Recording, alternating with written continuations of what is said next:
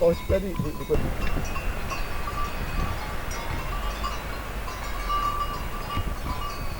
que pegar o carro. Tem que trazer o carro. Ô, Mauro!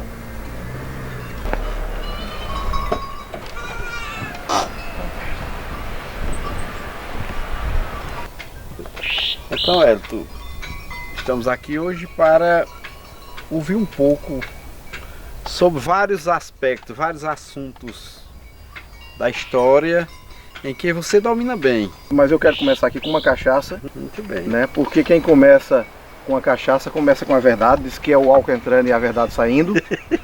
Bom, para quem não me conhece, né, meu nome é Eliton, sou aqui da Fazenda Morada Nova, que deve estar pegando um pouco da imagem aí embaixo. Sim. Nasci e me criei nesse lugar, né, sou professor da Universidade Federal da Paraíba, na área de Engenharia de Materiais, ou seja, não tem nada a ver com história, que é minha atividade favorita nos momentos que eu estou sem fazer nada, né? Então você gosta de história? Gosto de história, gosto de genealogia, né? Gosto de me interessar, de pesquisar sobre as famílias que vieram para esse sertão nosso. Eu acho que eu vou começar falando um pouco sobre a colonização dessa região, né? Porque eu não sei se todo mundo conhece, mas é bom dar sempre um histórico, né? A gente tem a vinda de portugueses, mais precisamente nos anos 1530, com a capitania de Pernambuco, né? Daí acho que a gente pode conversar depois num outro episódio sobre a história de Branca Dias e os judeus que vieram para a região, que são judeus que vieram expulsos pela colonização. E também como as pessoas começaram a chegar aqui, né? Primeiro eles começaram colonizando lá pelo litoral, 1530, Pernambuco, a capitania de Pernambuco, veio muita gente para plantar açúcar e cana-de-açúcar e os engenhos, etc. E nos anos 1700 existe uma lei que era a lei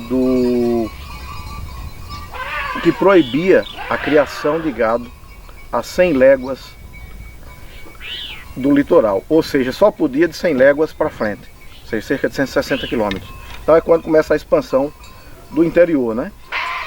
Só que antes disso, 1660, 1650, quando os holandeses são expulsos do Nordeste, aí começa o interesse pela colonização do interior, porque até então, 1640, 1650, a colonização praticamente não passava da região da Serra da Borborema, né? E da Borborema para cá, ou seja, na atual Campina Grande, não tinha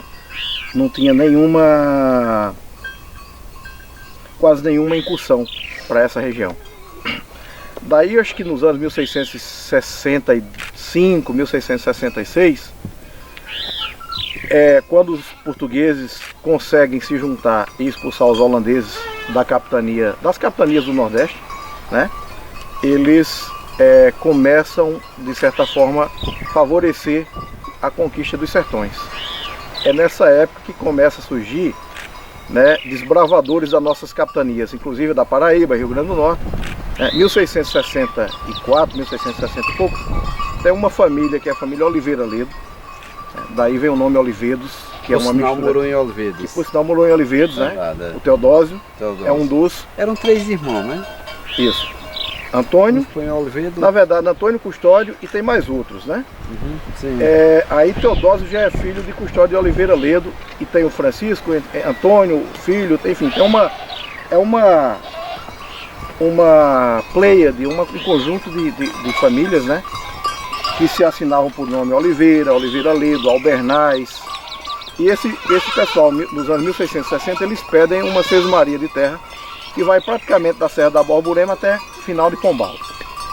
Então, quase 70% do território da Paraíba hoje era fazenda deles, né? Eles chegam e começam a mandar gente, fazendas e pessoas para tomar conta dessas regiões aqui, desses sertões, né? Tem uma coisa interessante, que Pedra Lavrada é fundada na fazenda da Pedra Lavrada, né, que pertencia a Mateus Bezerra da Costa, a gente vai falar depois. Eu descendo, inclusive, do Mateus Bezerra da Costa. Existe um registro que diz de uma pessoa que pede terra, E ele diz assim, nos anos 1680 ele já estava na Serra das Flechas, com mulher e filho, ou seja, uma fazenda. Bom, aí o que é que acontece? Essa região começa a ser povoada, mas povoada muito espaçamento. Tem uma fazenda aqui, outra fazenda acolá. 1690 para 1700 começa nessa região propriamente dito que ele chama de Guerra dos Bárbaros, né? A Guerra dos Bárbaros é quando os primitivos habitantes aqui, ou seja, os indígenas ou índios, ou como é que chamam, começaram a se revoltar contra os criadores de gado, né? Eles começam a matar alguns bezerros, algum gado e tem uma confusão. Aí eles mandam, o governador da capitania manda recursos e eles começam literalmente varrer os índios, né? Existe um documento de 1690 e alguma coisa que diz que nesse ano, numa batalha no final de semana aqui na Serra Carnaúba dos Dantas, da Rajada, eu ia te falar. Né? Ali naquela região ali morreram mais de 400 pessoas numa batalha no final de semana. No final de semana. É.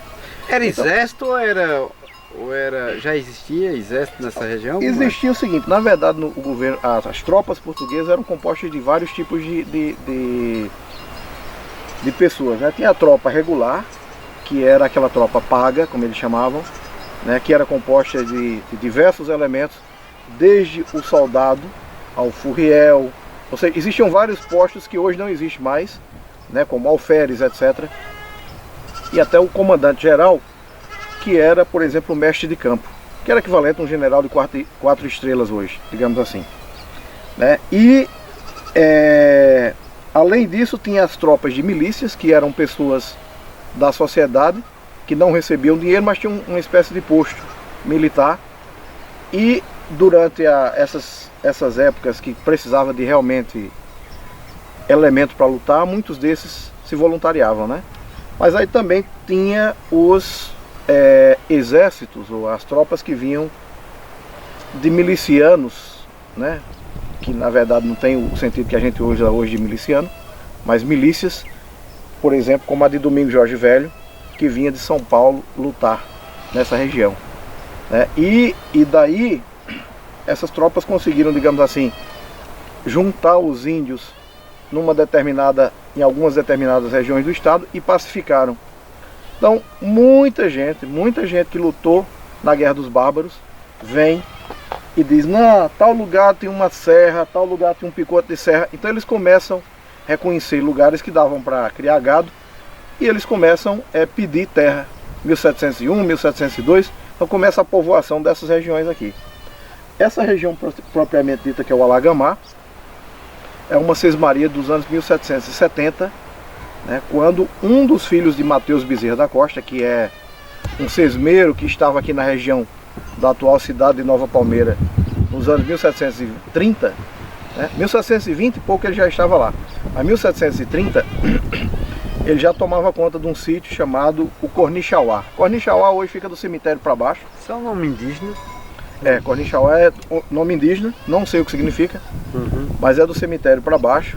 Sim. E a origem de Nova Palmeira e toda aquela região, as primeiras habitações, as mais antigas, hoje ficam no Cornixauá, né? Que é desse Mateus Bezerra da Costa, cujo filho, o José Bezerra da Costa, nos anos 1760, pede autorização ao bispo de Pernambuco para fazer uma capela na fazenda da Pedra Lavrada, que é a fazenda que hoje vira a cidade de Pedra Lavrada. Que hoje é a igreja matriz de Pedra Lavrada. É a igreja matriz, né? Entendi. Os primeiros assentos da região, 1770, fala casamentos, batizados que ocorreram na capela da Pedra Lavrada, como eles chamavam, não é de Pedra Lavrada, da Pedra Lavrada, por causa daquela pedra que tem as daquela pedra, a referência vem de lá, né? Exatamente.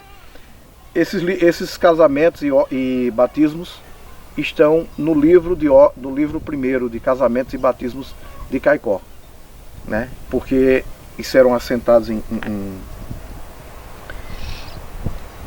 livros, né? Que eram trazidos muitas vezes de Caicó. pelo padre que vinha fazer casamento, batizado. No caso, a diocese na época era em Caicó. Era, na verdade, ele não chamava de diocese, eles chamavam de paróquia, né? Paróquia. A primeira paróquia da região ali era Caicó. Então Caicó englobava toda essa região aqui do Seridó paraibano, parte do Curimataú, é tanto que em 1801 Cuité é criada, né, a igreja de Cuité, mas Cuité, Barra de Santa Rosa, Pedra Lavrada, Cubati, tudo pertencia à antiga paróquia de Caicó, que é a paróquia como ele chamava de freguesia, né? Freguesia da gloriosa Nossa Senhora Santana, né? Que foi fundada nos anos 1740. Inclusive, um dos fundadores, né, o doador da imagem de Santana para a fundação da paróquia, é um Fontes Rangel, que é casado com uma filha de Mateus Bezerra da Costa, que é o fundador, digamos assim, de toda essa região, né? Então, digamos assim, 1705, 1710, 1715, é quando começam a vir mais famílias para essa região. Aí vem os Dantas Correia, os descendentes de Caetano Dantas para Caicó, para Currais Novos, para a região de Carnaúba. Vem os Araújo Pereira também para Acari. E todas as famílias que povoam Seridó, né? Como os Dantas Correia, os Álvares dos Santos, os Diniz da Penha. O Macedo chegam aqui já nos anos 1750. 1750, 1760. Foi quando começaram a surgir os primeiros Macedos, normalmente vindo da região de Mamanguape, da antiga paróquia de Mamanguape, que é a região que incluía o Brejo de Areia, que naquela época era chamado de Sertão do Bruxaxá, e eles vinham, né, colonizar essa região. Da mesma forma, por exemplo, que os Oliveira Ledo e os associados que estavam muito na região de São João do Cariri, de Cabaceiras, etc., tem uma ligação muito forte com a Lagoa Grande. Toda essa região do sertão do Seridó tem uma ligação muito forte com o Brejo de Areia, né? E aí eram que os primeiros 6 meses começaram a chegar, começam a vir efetivamente as primeiras fazendas de gado, os primeiros povoados, como Acari, Currais Novos, Currais Novos não, Acari, Caicó. Caicó é o mais antigo. É mais antigo. Né? Aí você tem Jardim do Seridó, que na época era uma vila, né, chamada Vila do... Não, Jardim do Seridó, né, que é a atual cidade de Jardim do Seridó, é a Conceição do Azevedo. Por quê? Porque o Antônio de Azevedo Maia, né, chega lá nos anos 1700 e pouco, 1770, se eu não me engano, ou antes disso, e compra a fazenda, se eu não me engano, de um Nunes Maltês, que era de Olinda, e lá ele funda a Fazenda Conceição, né, em homenagem à Nossa Senhora da Conceição, que é onde tem um oratório, e depois vira a vila da Conceição do Azevedo, que é Jardim Seridó, né. Currais Novos já é um pouco mais depois, que é quando vem o Cipriano Lopes Galvão, que vem da região de Goiânia, em Pernambuco, casado com a Vicência Lins de Vasconcelos, que era de uma família muito, muito tradicional.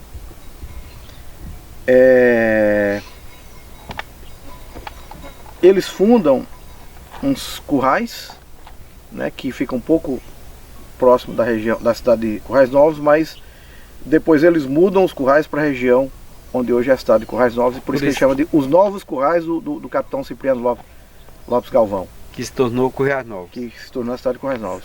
Então, assim, é nessa época aí dos anos 1700, 1720, 30, 40, 60, 70, ou seja, a primeira metade do século XVIII e o início do século XIX, que começa a surgir a maioria dessas vilas que depois se tornariam cidades, né, do Seridó. Eu estou falando Seridó porque até 1800 e alguma coisa Seridó fazia parte da Paraíba, né? E se a gente parar para pensar, o Seridó do Rio Grande do Norte é uma continuação dessa nossa região aqui, né? Inclusive as primeiras famílias que aqui habitam todas de origem seridoenses, né? Inclusive minha família Macedo, ou os Cândidos de Macedo, como são chamados, eles vêm do Seridó. E os mais velhos, Francisca, que você deve ter filmado no episódio anterior, sim. Né, conversou com ela está com 90 anos, né, é a última de uma família de 17 irmãos, quando ela morrer, Deus que dê muitos anos de vida, mas quando ela morrer, ela será enterrada em Parelhas, ou seja, no Rio Grande do Mantendo Norte. a tradição da família lá. Seguindo a tradição da família. Né? Todas as irmãs foram enterradas lá? Todo mundo foi enterrado lá, exceto o tio Zé Cândido, por exemplo, foi enterrado aqui em Nova Palmeira, mas aí foi escolha dos filhos, né? Uhum. Mas o pai dele, que é meu bisavô, o fundador da capela, Franciscano de Macedo, era de Jardim de Seridó e foi enterrado lá na região também. Né? Até hoje tem um túmulo, que é onde as filhas foram sepultadas, né? Que é a origem da família Macedo.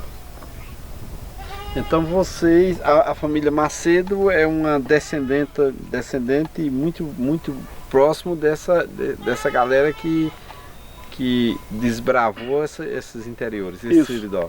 Isso. Inclusive a gente pode conversar depois sobre um trabalho que eu escrevi durante 12 anos, sim, né, onde eu falo sobre um pouco dessas famílias de Seridó e especificamente a família Macedo, né, que é da qual eu descendo, onde eu conto digamos assim, a vinda da família Macedo da região do sertão do Pauó, que é a atual Alagoa Grande, para o Seridó e como eles chegaram aqui, né? Provavelmente muitos da nossa população tem sangue indígena, devido ter sido misturado de europeu com indígena da região. Tem. Inclusive tem um professor, né, que é meu parente ainda pelos Macedo, chamado Helder Macedo, é um dos grandes expoentes da história do Seridó. Eu acho que ninguém consegue ler, estudar, pesquisar a história do Seridó sem ler algum trabalho de Helder Macedo. É um rapaz jovem ainda, tem uns 40 e poucos anos. E ele pesquisa, ele recentemente publicou um livro sobre os indígenas, sobre os pardos, sobre os pretos, né, as origens não portuguesas, digamos assim. Então tem muita gente, né, tem muita gente aqui na nossa região que tem sangue de indígenas misturado com portugueses, com escravos. Né?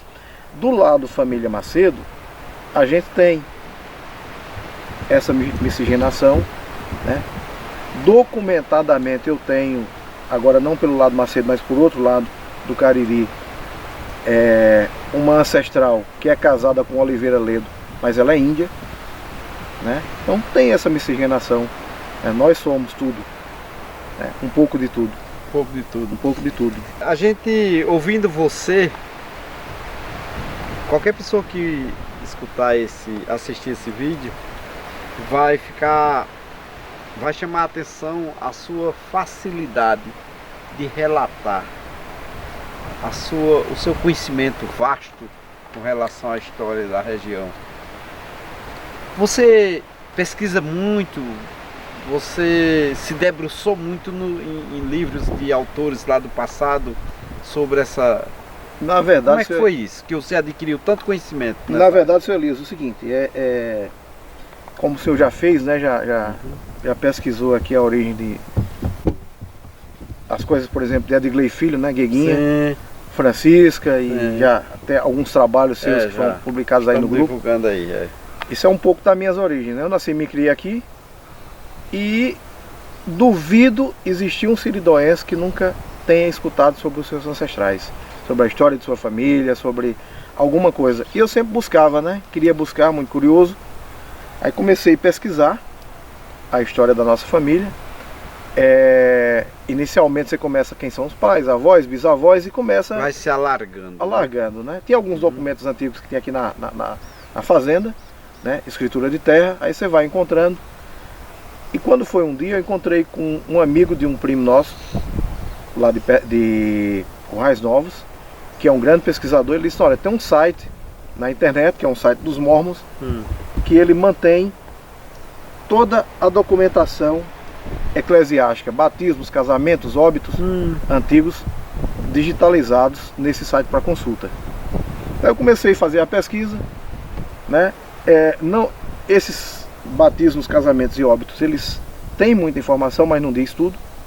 Porque existe uma fonte muito grande que são os inventários, são livros de notas, etc., que estão hoje ainda em cartórios, que estão em fóruns. Aí você foi juntando uma coisa com outra, foi pesquisando? Eu fui juntando. Minhas férias em janeiro eu sempre fazia isso. Quando eu chegava na época das férias eu viajava para esses cartórios, para esses fóruns. Não é fácil, Não é né? fácil. Porque tem que ter autorização judicial. Questão burocrática. Burocrática, né? Mas veja como é que é interessante. Eu lembro que tinha um juiz em Areia, na época, que disse que era um juiz que ninguém quase tinha acesso porque era difícil entrar no fórum de Areia. Sim. Aí conversando com uma pesquisadora amiga, Fabiana Agra, aqui de Picuí, né, que é advogada, ela disse, não, ele é meu primo, pode entrar em contato com ele. Aí ele disse, diga a ele que me adicione no Facebook. Na época eu tinha Facebook, eu entrei, ele já me tratou como querido, ou seja, respeitosamente. Seu passaporte Não pra era chegar aí nada foi daquilo muito... que dizia, né? Sim. Aí eu adicionei no Facebook, acabei indo para Areia, conversando com ele. E em 5 minutos, aí eu não sei se vocês conhecem aquele videozinho que os cangaceiros vão matar uns caras. Aí quando ele começa, mas você não é filho de Zezinho, de Zé, de fulana, não sei o que, aí começa, mas você é meu primo, aí, ou seja, todo mundo começa a dançar junto. Tem um videozinho no YouTube. Eu já ouvi falar disso aí, mas eu acho que eu nunca vi. Era uma situação muito parecida com essa. Sim. Eu conversando com ele, com o juiz, Começasse a conversar com em ele. 5 minutos descobri que ele era Cândido Macedo, que era da nossa família. Descobri que meu irmão tinha dado aula para ele em Picuí e que ele conhecia metade da minha família quase. De repente tu saíste lá bem mais importante do que chegasse. Porque cheguei. Aí veja, do juiz já pisado. veja a coincidência, né? Ele me mostrou uma série de documentos Sei. que tinha pedido, inclusive, providências aos tribunais superiores para consertar o arquivo do fórum, porque estava com muito vazamento, tinha mofo. Né? E ele disse, olha, a razão de eu não deixar as pessoas entrarem aqui é por causa desse mofo. Da condição Que estava lá. Sim. Mas se você quiser, entre. Eu entrei e depois eu peguei uma pneumonia. Olha aí. Né? Já pensasse. Mas assim, mas valeu. Eu não morri, estou aqui para contar a história. E a verdade, história valeu muito a pena. Valeu o porque lá sacrifício. eu encontrei documentos que eram extremamente importantes para pesquisar essas origens da nossa região. Né? E inclusive, a partir da amizade que eu fiz com ele, que já veio aqui em casa, né? Hoje já não é mais juiz, ele se aposentou, teve problema de saúde. Já veio aqui em casa comer buchada, conversar, e a gente se trata por primo, uma pessoa assim que eu Quer dizer, devo, já veio aqui, se aproximou já mesmo, veio, de eu verdade. devo 99% dessa pesquisa a ele. Já Até hoje ele diz assim, não, você não me deve nada, mas a gente brinca. Sei. E rapaz, se não fosse isso, por quê? Porque quando eu precisava de ir no outro fórum, ele ligava pro juiz, conhecia o juiz, Pronto, e dizia, olha, tá indo um as primo meu portas. fazer pesquisa assim, assim, assado. Abriu as portas. Abriu as portas que você possa imaginar. Né? Aí, nessa história, eu fotografei, eu comprei uma câmera boa, cheguei a fotografar mais de 200 mil páginas de documento. E nesses 10 anos de pesquisa eu li cerca de 180, eu acho que é mais de 200 mil páginas de documento original, manuscrito, inventário, processos, né, para poder escrever a história da família. Rapaz, você tem uma paciência, porque o cara para se aprofundar desse jeito tem que ter muita paciência. Mas eu acho que é a vontade, né, porque eu queria deixar alguma coisa escrita para resgatar os nossos passados, nossos antepassados. E comecei fazendo um trabalho que era despretensioso, né? Como eu disse, eu pensei que eu ia escrever mais ou menos umas 150, 200 páginas. Terminou num trabalho com 1.400 páginas, com letra bem miúda, porque se fosse uma letra um pouco maior, chegaria a 1.800 facilmente. Mas dizem que você começa a escrever um livro e depois o livro escreve você. E foi mais ou menos isso, ele tomou vida própria. E, né, saiu a história da família Macedo e cerca de 30, 40 outras famílias que se entrelaçam com o Macedo dessa região.